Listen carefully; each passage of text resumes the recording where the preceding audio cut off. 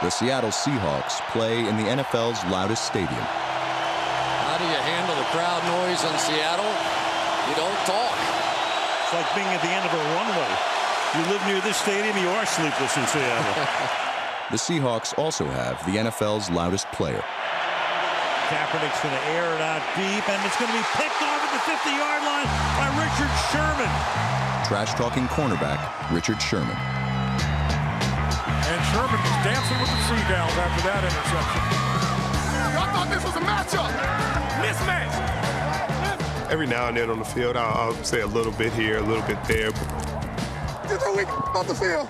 Get your weak off the field. Get your weak off the field. Everybody sees it as trash talk. No, he's arrogant. You suck. You wanted this noise. You wanted this noise.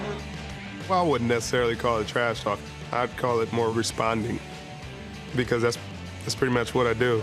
88 talked all that noise. Now he complaining. Sherman responds a lot. He's dubbed the NFL draft a sham, been sucker punched on national television. At the end of this game, Richard Sherman of the Seahawks and Trent Williams of the Redskins got into it. And gone after the NFL's biggest star on Twitter. Brady lays it out over the top, and it's intercepted. Ball is picked off by Richard Sherman. Seahawks corner Richard Sherman said this about Tom Brady on Twitter after the game. Quote, he told me and Earl to see him after the game when they win. I found him after.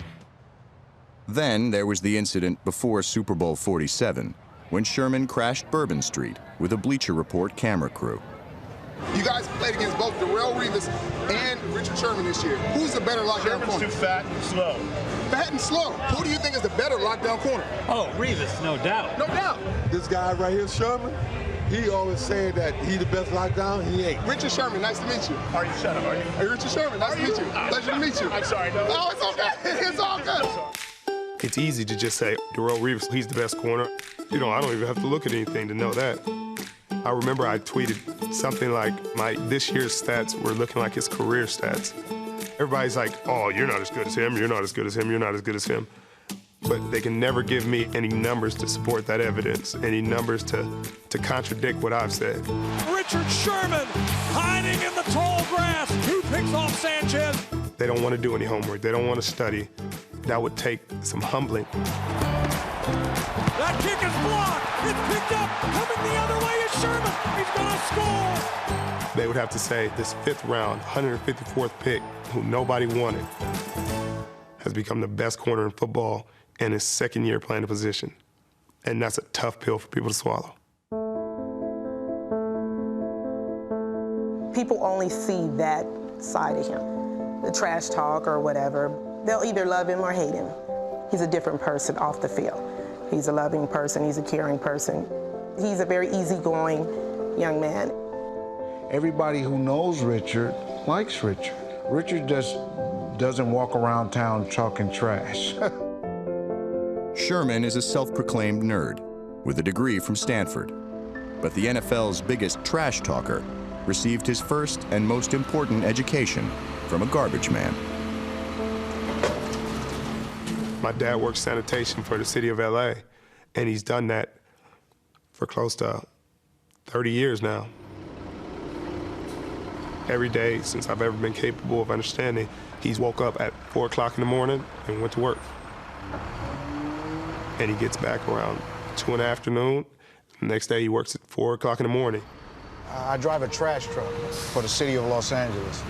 It's a job that I don't too much like, but I've done it all my life, so. And, you know, it was to provide for my family. The only goal that I had for my son was education, to make sure that he got more education than I got, and to make sure that he was in a better position than I was. He works every holiday because he gets overtime.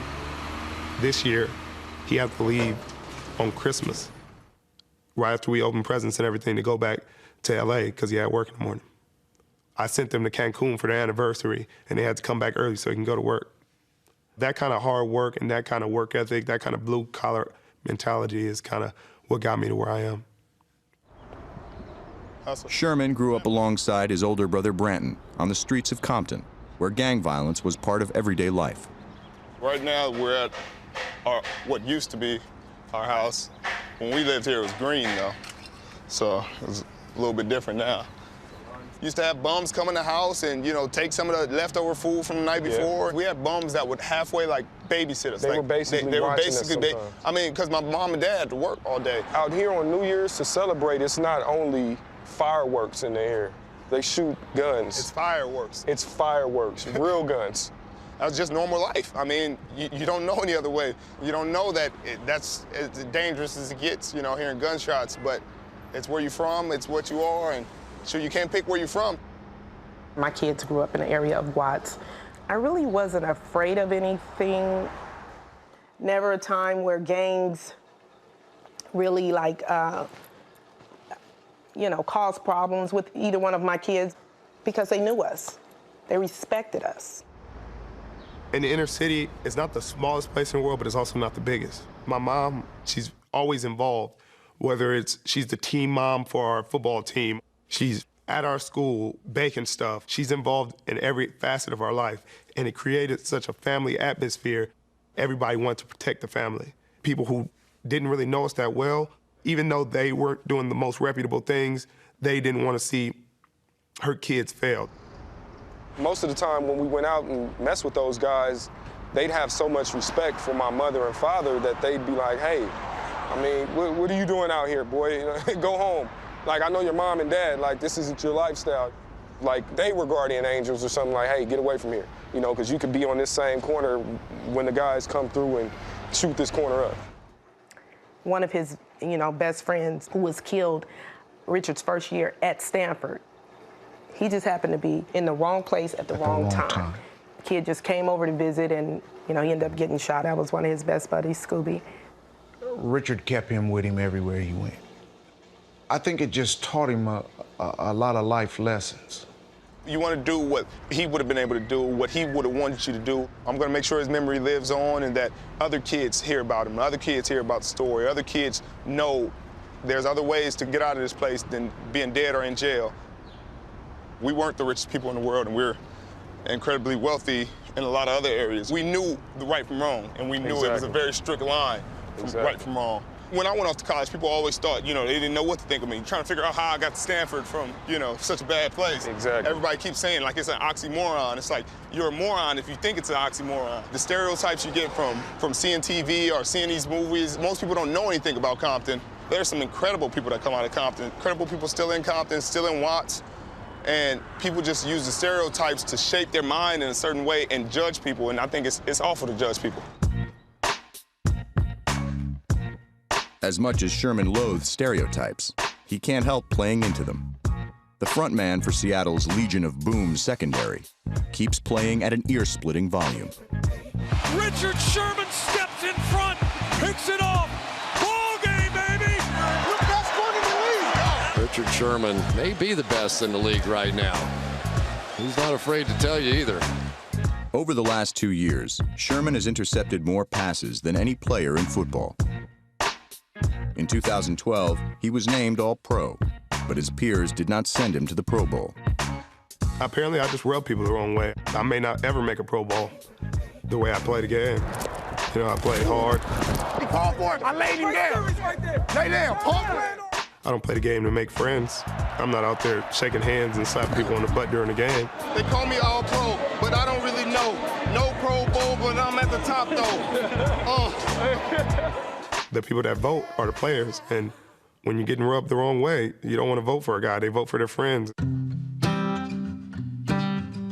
Richard Sherman will never top the popularity charts. But when you cut through the noise, he's got plenty to shout about. Richard Sherman comes out of nowhere to knock that ball down in the end zone. And each offseason, the Seahawks cornerback takes his one-man circus where it's needed most. From the Seattle Seahawks, we have number 25 cornerback, Richard Sherman. Don't think just because you've been born in the inner city in this situation that you can't be who you want to be. You have to be your own leader. You can't follow people and then get mad when at the end of the day, when you're somewhere you shouldn't be. I made it. To graduate from college, to play in the NFL, you can too. You can be whatever you really want to be. People think the best feelings in the world are when you score a touchdown in front of millions of people. That's not the best feeling for me. In my opinion, the best feeling is when you help somebody who has nothing. Some kids are orphaned, and they're like, how do you do it when you don't have parents? When you don't have a support system? How do you do it when your dad's a gang member or your mom's addicted to drugs? I tell them, where there is a will, there is a way. You keep my number, you call me. I'll find out a way for you to get it done. What you doing right here in the hood? Shoot, I used to live right there. Oh, yeah? So, yeah, I went to 99, shoot. You know, Yeah. I'm from Compton. People don't understand it, but that's where I'm from. I'm wearing it as a badge of strength, not hiding it for all the kids that are in my cities. That's why I always kind of, put my hands out when I make big plays, because it's like, this is it. You work hard, you become disciplined, what you set your mind to, anything's possible.